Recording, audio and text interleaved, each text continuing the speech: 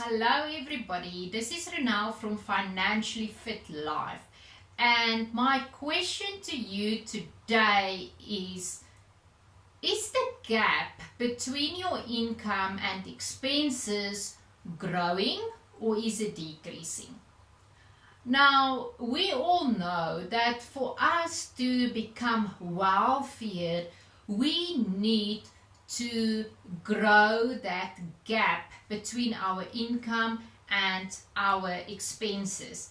And ideally, we want that gap to grow bigger and bigger over time because that is how you can create more and more wealth. Now, if you just think about something like salary increases in terms of your income, most people do have salary increases on an annual basis, and those salaries maybe increase with about 6 to 7.5%. Sometimes a bit with it increases with more, but that's more or less what the average salary increase is. Now, usually people think, oh, wonderful, I have received a salary increase and I can now have a better standard of living and I can increase my expenses. But they tend to forget that without them going to deliberately increase the expenses, their expenses would in any case increase on a yearly basis as a result of normal inflation.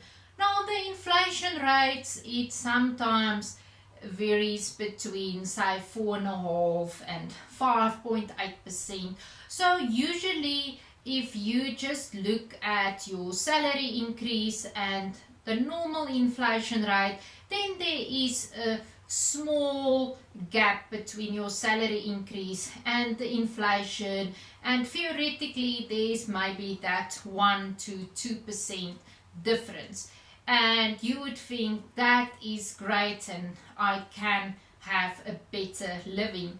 But then you need to ask yourself that 4.5 to 5.8% increase in inflation, is that really applicable to your situation?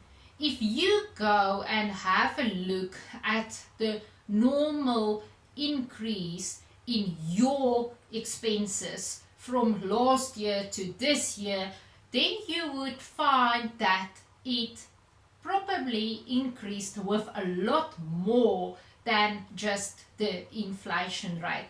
Because if you just think about things like petrol price increases in South Africa, petrol prices are increasing significantly, and that is much more than the inflation rate. If you think about when interest rates increase, what's the impact on repaying your bond and your car and your other sources of debt? It's often more than 10% impact that you have there.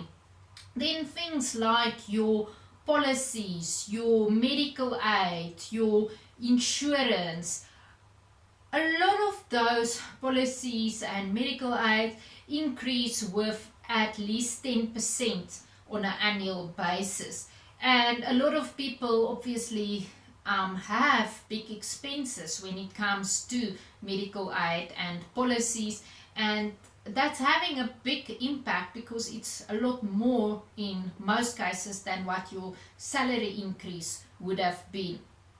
Then also if you look at more like luxury goods and even luxury food items that all of us do buy, we do not only buy the very cheap products out there, we do have to buy the more expensive items as well, which is considered more luxury type of items, and those items often increase with a lot more than what your inflation rate increase is.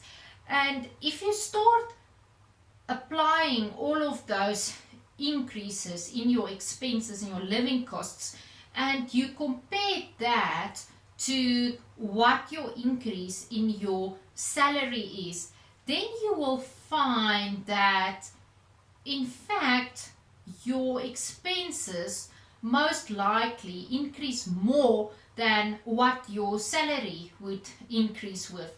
And that's almost over time you will see that that gap between your income and your expenses is in fact actually becoming smaller and smaller.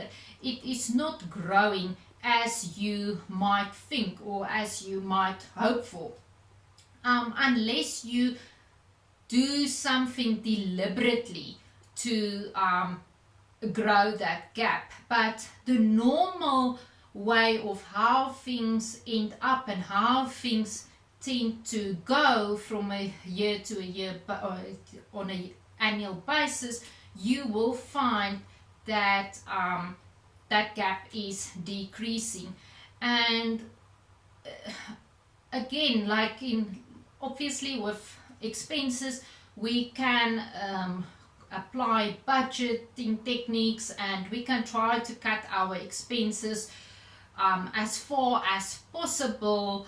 But at some point, because of how the daily living costs are just increasing and inflation rates and what is happening in the economy, we need to start thinking about creating more income sources, because that is going to help you in a better way to grow that gap between your income and expenses. You cannot only rely on trying to reduce your expenses.